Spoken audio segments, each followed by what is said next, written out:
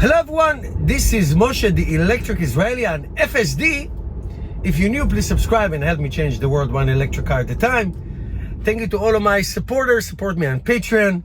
And you have very few days left in the month to buy a Tesla car using my referral code and getting 3 free months of FSD, which I'm driving on right now. And I want to tell you, there's a lot of turmoil, not turmoil, I take it back, a lot going on in Tesla drama pajama. So just in the last, let's say, week, not even, Tesla decided to take out all the inventory discount. There were some huge inventory discount, like $3,000 to $6,000 discounts. Model Ys and Model X's and all that stuff. So there's now little discounts on demo cars, like a few $100s, if that. So that's number one. Number two, no more referral program. That's surprising because the referral program brings a lot of business to Tesla. I use it, I promote it every video. I get a lot of people to buy Tesla cars through my referral code, gives me motivation to do it. Now Tesla is taking it. I believe it's going to bring it back in like 2 months in a different variation. It goes back and forth for many years. So that's two. So no more referral code in like a week from now. Third, Tesla lowered the prices on Model S, X, and Y in the United States, not Model 3, and lowering prices around the world. In my homeland, Israel, 10 to 13,000 shekels off the Tesla Model 3, the refreshed one. In China, almost 6% discounts, and on you go. So there's a lot of discounts. The stock did not react very, very well to this.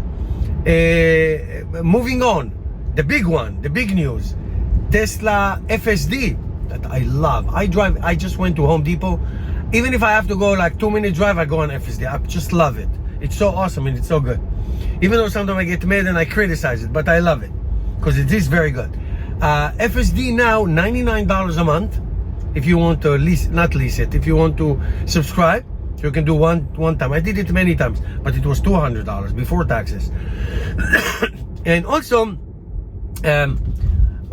a $8,000, $4,000 discount. It was $12,000, so it was 15, 3,000 less to 12, 4,000 less to 8. Now, just to be fair, it used to be $6,000 many years ago. So it goes back and forth. So obviously Tesla feels very, very confident and comfortable about FSD. And I have to tell you, it is awesome. It is just awesome. It feels so good and so safe. I just stopped driving my car. I don't want to drive. So having said all of this, is Tesla going to become, quote unquote, a niche company that just focuses on the next generation platform, which will be only autonomous? For years we talked about the Model 2, the $25,000 Model 2 that will be the same platform as a future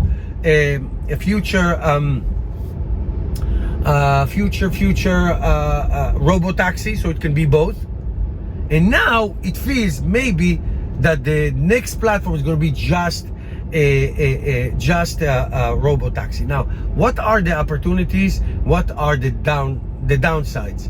Well, negatively, Tesla will not get to 20 million cars selling Model 3s and Model Ys. Model 3s and Model Y average price around the world, not everybody has tax incentives like in the United States, is about $45,000. So the Tesla fleet as of now is about $45,000. That's out of range of most people.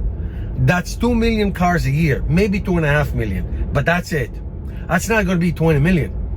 Now you could say there's a lot of secondhand. People don't feel comfortable buying secondhand electric car, even though you can buy it for $25,000. My Model 3 2021, maybe $28,000 right now. But people don't feel comfortable because of warranty issues, because of this issue, because of that issue.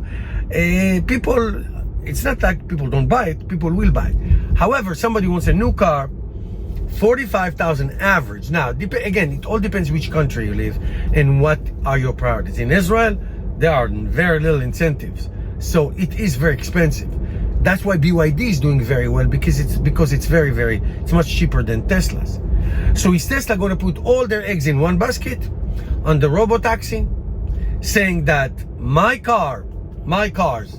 fleet sits and does nothing for 8 hours a day. 8 hours a day. So I'm going to make Robotaxis that people say, I don't need to buy a car anymore. And the Robotaxi can drive all day long, 24/7. It's just somebody needs to charge it. Now, is Tesla close to be fully autonomous? The answer is yes. But is it next month? Next year? I don't know, but it feels great. Now, there are also regulatory issues. I'm not saying that Tesla cannot get it. In few cities in the United States, it's already allowed, pre-mapped, the Waymo stuff.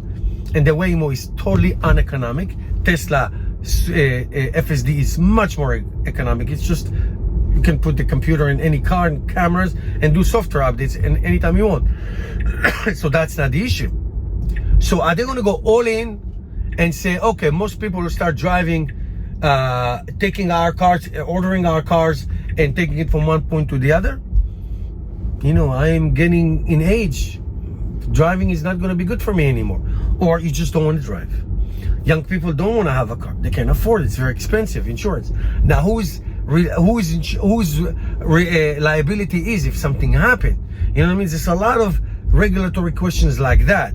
So that is a big risk. Look what happened in Tesla insurance, how hard it is to get it approved in every state. I think they are now up to 16 states. So it's not as easy. Buying a $25,000 car around the world is easy. Just go and buy it.